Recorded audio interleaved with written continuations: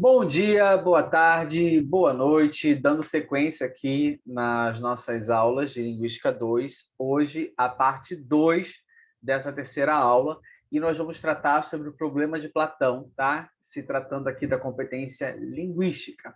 Lembrando que esse conteúdo é baseado no material dos professores Eduardo Kennedy e Ricardo Lima. Bom, pessoal, o problema de Platão. Vamos falar aqui do problema de Platão.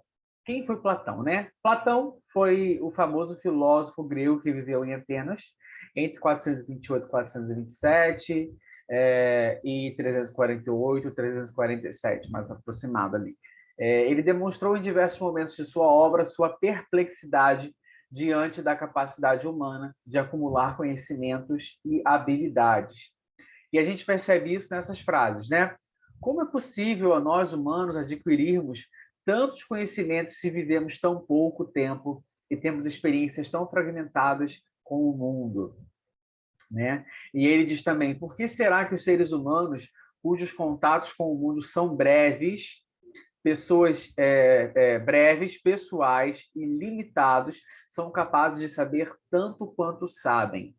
De onde vem essa capacidade humana de construir conhecimento de maneira tão rápida e precisa, se as evidências a que somos expostos no mundo são tão difusas e incompletas? Então, isso aqui são os questionamentos que esse senhorzinho aqui, que Platão, faz ao longo da sua vida, tá? Para ele, era espantoso que, apesar da existência breve e tumultuada, comum a cada membro da nossa espécie, como era espantoso que a gente conseguisse adquirir tanto conhecimento com uma base numa experiência de vida tão fragmentada, tão breve, tão rápida. Tá?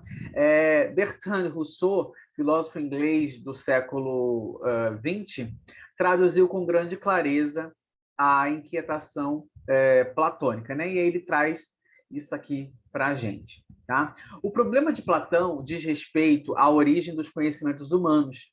A competência linguística é somente um tipo específico de conhecimento na grande coleção de capacidades humanas. Tá? Então, o problema que Platão traz aqui, como que a gente consegue adquirir tanto conhecimento se a gente passa um breve tempo só aqui nessa existência, né? Isso ele traz para a gente de um contexto geral, de um conhecimento amplo de todas as esferas. E aqui a gente vai estar falando que a competência linguística, né? Um dos conhecimentos que seria a competência linguística é apenas um tipo específico de conhecimento nessa grande coleção que ele fala das capacidades humanas, tá? Os estudiosos modernos não podem se esquecer de que praticamente todos os conhecimentos que os seres humanos adquirem dependem de informações advindas de seu ambiente biosocial.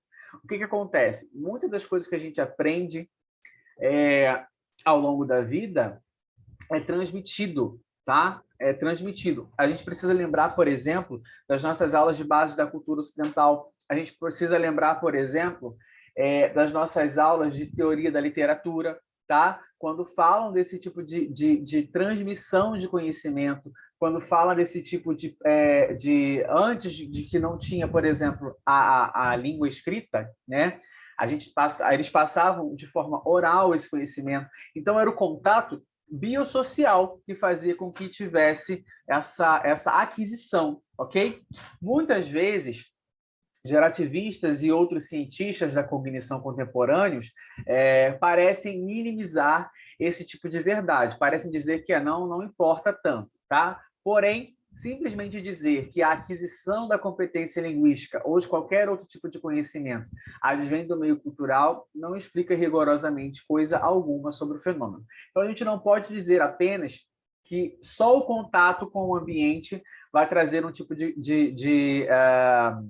como é que eu posso dizer? Um tipo de competência aqui, tá? Não é isso, mas é um conjunto de fatores. É esse contato do meu ambiente, é a aquisição, é a minha forma de armazenar o conhecimento e depois a minha troca, como eu trago isso para o meio novamente, a forma como eu estudo, o conhecimento que eu adquiro com outras coisas que não só em uma conversa, tá? A transmissão cultural não é um milagre que simplesmente acontece de geração para geração.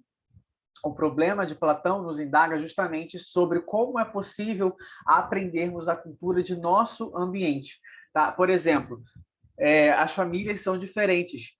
O estilo de educação que uma mãe e um pai pode dar, uma mãe e um pai, uma mãe e uma mãe, um pai e um pai, uma avó, os tios podem dar para uma criança é diferente de outras pessoas. Tá? Então, por exemplo, se um dia eu tiver adotar uma criança, eu vou criar de um jeito muito diferente do que as minhas irmãs criam as filhas delas. Tá? Então, porque, mesmo que seja dentro da própria família, porque eu tenho uma concepção diferente. Então, como que essa criança vai aprender nesse ambiente? É isso aqui que também Platão indaga, né? Bom, o problema de Platão chama a atenção para o fato de que a aquisição da linguagem ou de qualquer tipo de conhecimento socialmente compartilhado só é possível para um organismo que seja capaz de aprender. Animais, por exemplo, são organismos capazes de aprender diversos tipos de conhecimento, mas não conhecimento linguístico, dentre muitos outros que lhes são inacessíveis, tá? Por sua vez, humanos são organismos capazes de adquirir competência linguística e muitos outros tipos de conhecimento. Mas, logicamente, há no universo muito mais do que aquilo que, de fato, chegamos a conhecer. Tá? Nem tudo a gente conhece, nem tudo foi descoberto, nem tudo está claro, digamos assim. Existem várias respostas logicamente possíveis para o problema de Platão. Poderíamos dizer, por exemplo, que as crianças aprendem a linguagem através da imitação da fala de outras pessoas. É uma hipótese. Poderíamos supor que os adultos ensinam explicitamente a lógica do uso da linguagem às crianças, da mesma maneira que os professores ensinam a lógica das matemáticas a seus alunos. É uma hipótese, porém não concordo com essa hipótese. Poderíamos dizer ainda que as crianças são muito inteligentes e assim conseguem encontrar nos estímulos linguísticos todas as informações necessárias para a aquisição da linguagem, como se tudo o que é suficiente e necessário para o conhecimento linguístico estivesse nos estímulos do ambiente. É uma outra hipótese, e a gente vai ver que não é bem assim também. Existem hipóteses. Será que a criança adquire por imitação? Ou ela não está adquirindo, ela está imitando? A gente vai perceber, se a gente lembrar da aula passada, da parte 1, a gente vai perceber que não é assim. Porque a criança é um ser criativo. Então, ela consegue produzir e reproduzir e criar e fazer e ir desenvolvendo essa capacidade linguística. Agora, será que o pai e a mãe podem ensinar o filho? Sim, mas não só como os professores fazem nas escolas. Tá? A mãe e os pais, as mães, as avós, os avós, todas as pessoas que fazem parte ali desse convívio vão ensinar de alguma maneira a criança, por exemplo, a como se comportar, a respeitar. Então, a gente passa também aqui pela percepção do que é um senso comum, do que é um conceito, do que pode, do que não pode, ok? Então, não é só ensinar como se fosse uma escola.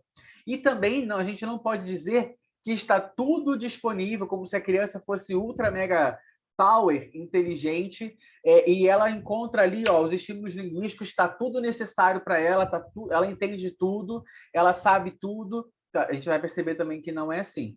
Tá? Então, é importante a gente ter isso em mente. Chomsky formulou 2 importantes argumentos contrários a essas respostas lógicas, com o problema lógico da aquisição da linguagem e com o argumento da pobreza do estímulo. Chomsky indicou que o mero contato com estímulos linguísticos nas interações socioculturais, seja pela pura imitação ou pela instrução explícita, não pode explicar como chegamos a desenvolver um conhecimento linguístico tão específico sobre fonologia, morfologia, léxico, sintaxe, semântica, pragmática em uma língua natural.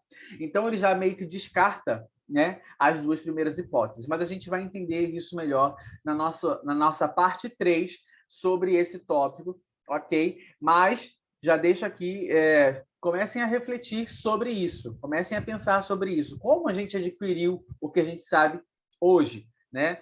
Muitas das coisas foi por transmissão, outras das coisas foi por busca própria e outras coisas foi porque a gente desenvolveu um conhecimento. A gente vai ver isso na nossa próxima aula. Clica aí no gostei, compartilha esse vídeo, a gente se encontra já já na parte 3 desse conteúdo. Um beijo e tchau!